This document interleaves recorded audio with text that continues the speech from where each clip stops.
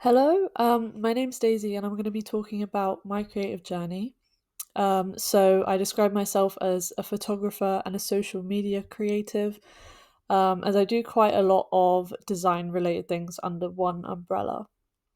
I'm not around for the live seminar, so this is pre recorded. I would have loved to have been there, but I can't. Um, anyway, a quick rundown about me. So, I studied photography at university, graduated in 2024, and then I started making social media content last September while I was trying to find a graduate job. Fast forward to today, that is still my situation, but I've been able to build my social media experience along the way. So, something that I originally felt would set me back with content creation is the amount of interests that I had. But it actually helped me out in the long run because I got a lot more ideas. I was able to just write them down and like take them one at a time. And because of these different interests, I was able to connect with audiences of different interests as well.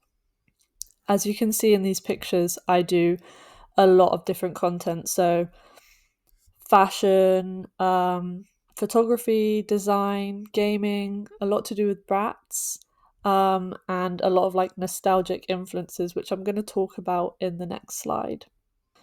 So, my username is Daze Arcana, and that came from a project I did at university. So, my first year, I made a lookbook called Arcana, and I named it that because I was really obsessed with tarot at the time.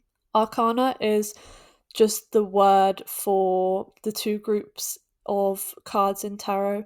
So, there's major and minor arcana, and the only reason that I used Arcana as my title was I really liked the word. So it wasn't actually like, it didn't have much relevance. But it later turned into a sequel project. So I made a second one called Arcana 2000, and that's a digital collage zine featuring different people in outfits that they styled themselves to a brief that I gave them on Y2K subculture and like other nostalgic influences at the time, like music or just different pop culture from the 2000s. So my original idea was to continue Arcana after graduating and make it into a kind of magazine or a zine that was done like every 6 months, something like that. But that's not written off. I didn't do that in the end.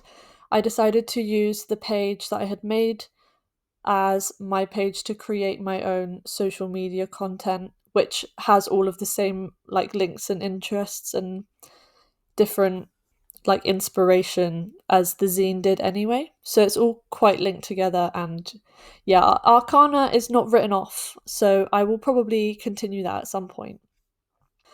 So some struggles and resolutions I've encountered because I'm still a very small creator. I have 100 followers on Instagram, and I have about 300 on TikTok, but lots of these are friends and stuff. So I actually quite heavily rely on my friends sharing my content to get it across to new audiences because sometimes the algorithm is not doing its thing, as we all know.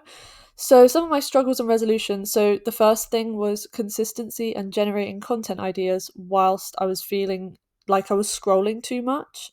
So the way I have tried to tackle this so far is by writing down my ideas in my notes. A lot of them come to me while I'm driving, so sometimes I'll screenshot the song that I was listening to that like made me think of this idea. And when I see that screenshot, I remember the idea. That's sort of just how my brain works, which is quite convenient.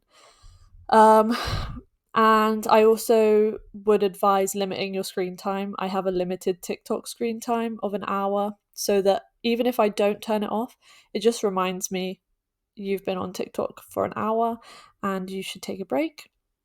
And I also found during university, if you go outside somewhere with a sketchbook, sometimes that helps your creative flow.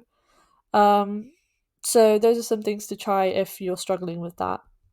Solidifying a personal aesthetic for your page, I found really hard, but I feel like it came within me making Arcana 2000. So this like black and pink neon thing that you're seeing across all of my slides is kind of my website's design. And then for my social media content, I try not to worry too much about the design. It's always colours and, pictures of things that are quite similar together or work well together. But I feel like just it's really easy to get hung up on the design, and I am fully aware of that. I struggle with that as well, especially when I was making my projects in university. I was like worried too much about how the book was going to look, and I wasn't getting the actual pictures done. So I would say generate the ideas first, and your aesthetic will come with time as you like try different things. And then trying to get a full time creative job. I'm sure that many of you watching and many people who are presenting probably struggle with this, might be self employed or whatever. But for me, I work at a restaurant and I don't actually make money off of my social media, but I've been doing some volunteering and like different little side design gigs and stuff. So it is hard trying to get a full time creative job, and as I write here, it's much easier said than done. So, what I have been told by my family and friends and stuff is try and remain positive, and you should treat each rejection as something to like learn from.